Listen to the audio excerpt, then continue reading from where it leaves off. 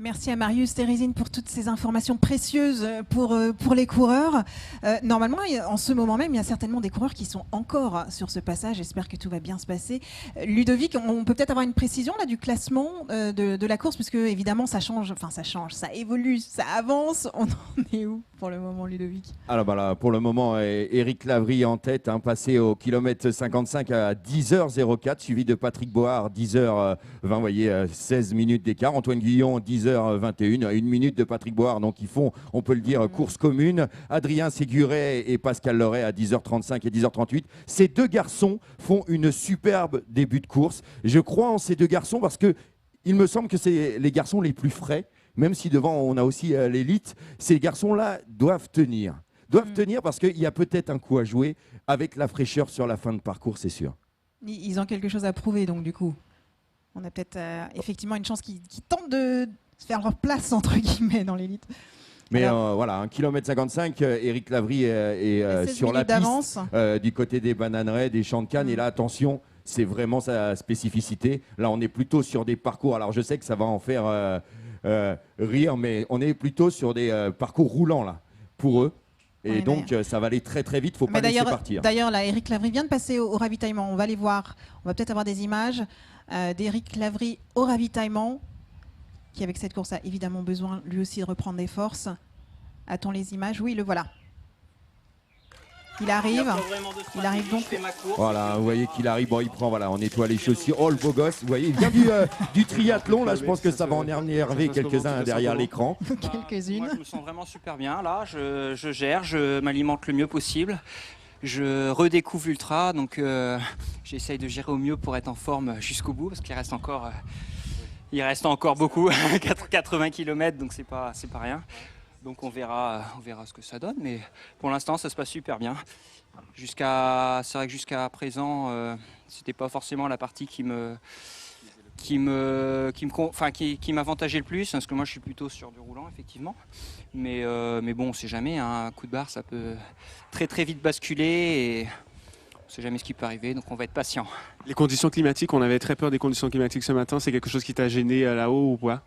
Alors je suis un petit peu froussard. Alors l'orage en haut du volcan, effectivement, dès qu'il y avait un éclair, j'avais tendance à me tapir, me tapir un petit peu. Mais ouais, c'était un peu dantesque, quoi.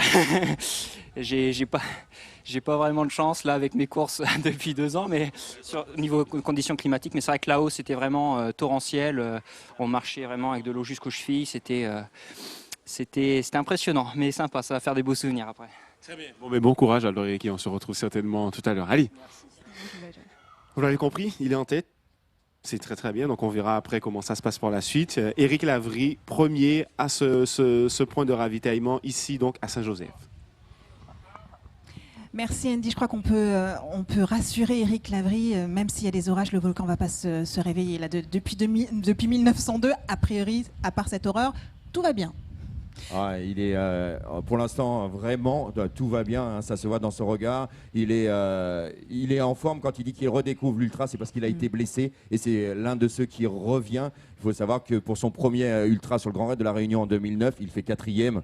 Donc il connaît quand même l'ultra, rassurez-vous. Mais il a une grosse expérience, sauf qu'il est, comme beaucoup d'athlètes, en période de doute suite à ses blessures. Il a recommencé doucement cette année par des 25 km, des 50. Et là, il repasse sur du 133. Donc il est un peu dans l'incertitude, mais pour l'instant, il a l'air vraiment très frais. Oui, il avait l'air plutôt serein. On a dit qu'Éric Lavry avait 16 minutes d'avance sur les deux suivants, c'est-à-dire Antoine Guillon et Patrick Bohard, dont on a l'arrivée également au point de ravitaillement. On va peut-être voir, on va voir s'ils sont dans le même état d'esprit, dans la même résistance physique pour le moment. Les voilà. Voilà, on est déjà. Ils ont un accueil en fanfare. On est plus sur les mêmes gabarits. Hein. Voilà. Effectivement. Allez, on va voir le métronome. Tu arrives maintenant sous la pluie. Comment tu te sens maintenant ici à ce ravitaillement? Bah bien, je suis arrivé dans les temps prévus, je crois, parce que j'avais prévu 6h24, j'ai dû arriver 6h24. Ouais, ça doit être ça. Donc nickel, ouais, avec des conditions pas faciles parce que ça glissait beaucoup, mais très agréable par contre parce que c'est il fait pas chaud quoi, donc ça va. Ça complique le terrain, c'est tout. Un vrai métronome, Eric, il est devant. Est-ce que c'est quelque chose qui t'inquiète ou tu vas gérer? Non, ça m'inquiète pas. C'était ce que je pensais, qu'il ait un peu d'avance, une dizaine de minutes, je pense, j'imagine. Et on verra au Vauclin où on en est pour attaquer à ce moment-là. Ta stratégie, ça va être donc au Vauclin d'attaquer, d'aller à ce moment-là faire le trou? Un peu avant, là, quand ça commence à bien monter, là, je pense que là, je vais essayer d'accélérer après le François. Oui, allez-y. D'accord, très bien. Bon, bah, écoute, on te laisse vérifier les constantes et on se retrouve tout à l'heure. Merci Antoine. Voilà, Antoine Guyon qui est fidèle à lui-même, toujours aussi calme. Moi, j'avoue, c'est mon favori. Ouais, Mon mais favori pour cette course. je suis assez surpris, sachant qu'en plus, il y a le live, il y a les médias, il y a des gens qui suivent. Donc, il y a Madame Clavry, notamment, hein, qui va suivre sur les ravitaillements. Il annonce déjà un peu la stratégie de course, quoi. Il va attaquer dans le Mont-Vauclin, qui est sa dernière difficulté, puisque derrière, après, on sera sur un marathon dans la mangrove et les plages, où ça sera très rapide. Donc, il annonce déjà que c'est là qu'il va attaquer Eric Clavry. Donc, Eric va être forcément au courant. Les ravitaillements, évidemment, c'est une étape extrêmement importante. Est-ce qu'il peut arriver qu'un coureur saute le ravitaillement? Est-ce que c'est quelque chose d'envisageable ou vraiment pas? Alors, c'est envisageable, vraiment, mais c'est vraiment pas bon. Surtout pas. Ne pas louper. Alors, si vous m'écoutez, quel que soit votre niveau, ne loupez pas un ravitaillement. C'est vraiment très, très important. On a besoin, hein, c'est comme une voiture, de remettre de l'essence dans la machine. Il faut avancer. C'est pas les 2, 3 minutes, 4 minutes, 5 minutes qu'on va perdre un ravitaillement qui vont vous faire perdre la course. C'est pas vrai. Là, ça peut en plus, j'imagine, entraîner des blessures très, très graves, là, du coup. Et puis une déshydratation totale aussi. Oui, c'est surtout souvent l'hypoglycémie. Une fois qu'il n'y a plus de jus, il n'y a plus de jus. Et là, on perd vraiment beaucoup de temps. Bon, ce serait évidemment un petit peu dommage.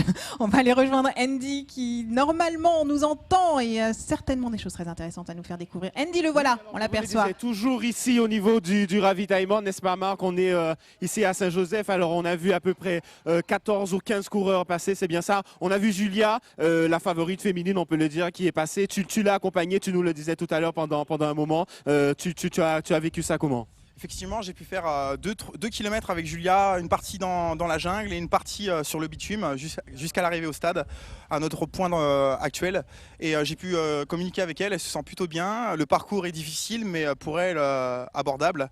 Et j'ai pu voir ce que c'était d'être dans la forêt, dans la partie grasse, on va dire, du parcours. La partie vraiment très technique, où chaque appui est important. Il ne faut pas regarder à droite ni à gauche, il faut regarder vraiment devant soi et où on pose le pied.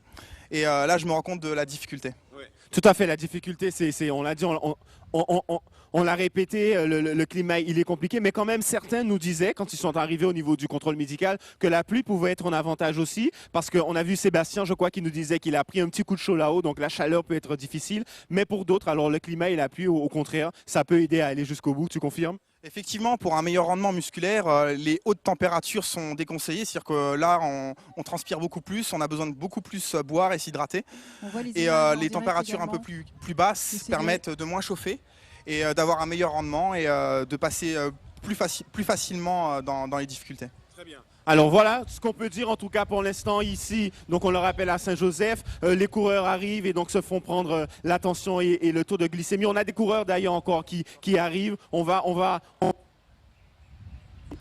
a perdu Andy, il reviendra très certainement. Ouais, on apercevait quand même en quelques images la foulée d'Adrien Séguret. C'est un garçon sur lequel je crois beaucoup aujourd'hui. Vraiment, c'est un garçon qui, en 2013, sur la 30 Grandes Canaria, en tout début de saison, avec l'un des plus gros plateaux mondiaux, a fait 13e et une très très belle course. Et je pense qu'il fait partie de ces garçons en forme. Il est en train de leur coller les talons, là, c'est ça? C'est ça qu'il tente? Ouais, c'est ça. Il imprime un rythme. Et voilà, il essaye de rester dans son rythme et ne pas rentrer dans le rouge. Hein. Et il va essayer de remonter parce il commençait à reculer derrière Antoine Guyon et Patrick Bohard. On l'a dit, il y avait une minute, mais je pense qu'ils font aussi course commune. Donc maintenant, il va falloir. Encore une fois, d'ailleurs. Encore une fois. Ouais, mais parce que c'est des garçons qui ont fait partie de la même team, c'est des amis. Et franchement. C'est long, hein, un ultra. Et tout seul, on regarde le paysage, on se met aussi de la musique dans les oreilles, mais quand on a un compagnon de route, c'est bien plus sympa. En attendant, voilà, il y en a qui courent, qui mouillent les maillots, et pendant ce temps-là, qu'est-ce qu'il fait, Yannick? Il fait la pause. Franchement, regardez, incorrigible. Ah ben non, ben voilà, il est puni, Yannick. Ça lui apprendra à faire une pause pendant que d'autres courent et n'arrêtent pas et font des efforts. Ludovic, je voulais te demander à partir de quel moment on peut considérer que Éric Lavry sera trop loin? À partir de combien de minutes, par exemple, d'avance? Est-ce que c'est quelque chose d'envisageable, ça, ou pas du tout? Ouais, bien sûr, hein, bien sûr. Si Éric a 25 minutes après sur la plage, Ouais. c'est gagné. Vraiment. Ouais, ouais. Ah, on n'est pas à l'abri d'un coup de moins bien, qu'il ait une baisse de régime, qu'il y ait un petit problème technique, personnel, puisqu'il, comme il le dit, il est un petit peu dans l'incertitude. Mais déjà 20-25 minutes pour aller les rattraper. Alors vous allez me dire, c'est un marathon, hein. Ludo, il reste 42 km, c'est vrai. Mais c'est un garçon qui a une très très belle foulée et il sera dans son élément par rapport à Antoine qui est plus fin, qui va s'en sortir dans les montées ascensionnelles et dans les descentes où il est vraiment très rapide, Antoine. Par contre, sur le plat, il manque un petit peu de puissance. Mais ceci dit, Éric Lavry, la mangrove, c'est pas non plus son truc. Ça peut... Ah ouais, j'espère qu'il aura bien lassé ses chaussures. Hein, mais ouais, mais c'est quand même... après, on est voilà, au niveau de la mer. C'est plus plat. Et je suis sûr que voilà, ça. On aperçoit Éric Lavry qui arrive. Voilà.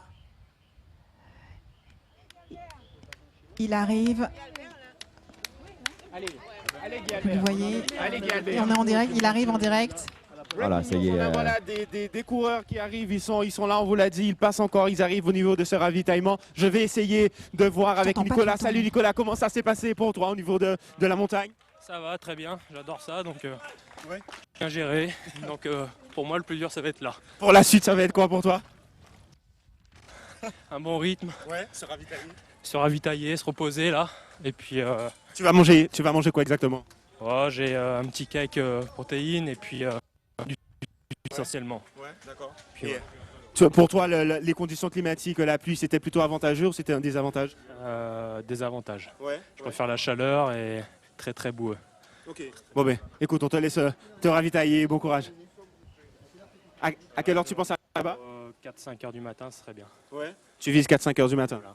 Okay. Donc on va voir. Bon ben, on sera là pour t'accueillir, Nicolas. Allez. Eh bien, merci. Bon courage. Voilà, Merci Andy. Et ce qui est intéressant, vous voyez, pour ces têtes de course, ils arrivent sur un ravitaillement et ils ont déjà leur propre nourriture. Hein. On va voir ce que fait Yannick. Est-ce que lui aussi a besoin d'un ravitaillement? Je suis sûre qu'il en fait en plus. Regardez. Ouais, justement, on le voit faire. Alors ces vacances à Pandora, vous en rêviez et finalement c'est vraiment aussi pas que dans le film Avatar. Bon, on n'a pas encore croisé les petits bonhommes bleus. Toujours est-il que même les plus fous évidemment de ce trail, de ce raid énorme en fait qui traverse la Martinique, et ben ils gèrent leur course. Fougère, on est entouré que de ça en fait ici. Vanessa, tout va bien pour moi. C'est l'occasion pour moi de gérer un peu ma course et de faire une petite sieste. Alors un petit truc assez hallucinant.